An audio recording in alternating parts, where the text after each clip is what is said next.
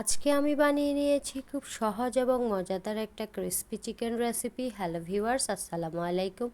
আমি এক piece chicken ব্রেস্টকে ছোট ছোট টুকরো করে নিয়েছি। এর মধ্যে দিয়ে দিয়েছি হাফ চামচ করে আদা রসুন বাটা, 1 চামচ মরিচের গুঁড়ো, সামান্য গোলমরিচ, হাফ চামচ সয়া সস, সামান্য লবণ।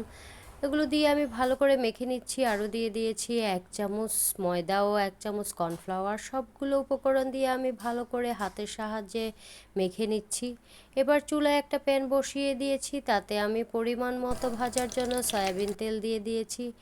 এরপর তেল যখন গরম হয়ে এসেছে, আমি একটা একটা করে চিকেন তেলের মধ্যে দিয়ে দিয়েছি। সবগুলো চিকেন দেওয়া হয়ে গেলে আমি চুলার আঁচটা মিডিয়াম ফ্লেমে রেখে চিকেনগুলোকে ভেজে নিব।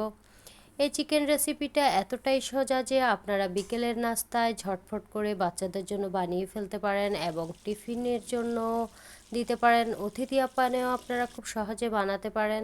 আমার এক পাশ চিকেন হয়ে গিয়েছে, এবার আমি অন্য পাশ উল্টিয়ে পাল্টিয়ে ভালো করে ভেজে নিব। দেখুন আমার চিকেনগুলো ভাজা হয়ে গিয়েছে। এবার আমি একটা একটা করে চিকেনগুলোকে সার্ভিসিং ডিশে তুলে নিচ্ছি। কতটা সুন্দর এবং কতটা ক্রিস্পি দেখাচ্ছে। এই চিকেনগুলো ছোট বড় সবাই অনেক পছন্দ করবে। চিকেনগুলো উপরে খুবই মচমচে থাকবে, ভিতরে জুসি থাকবে। আমার রেসিপিগুলো যদি আপনাদের ভালো লাগে অবশ্যই বাসায় ট্রাই করবেন। আপনারা সবাই ভালো থাকবেন, সুস্থ থাকবেন, নিরাপদে থাকবেন। আল্লাহ হাফেজ।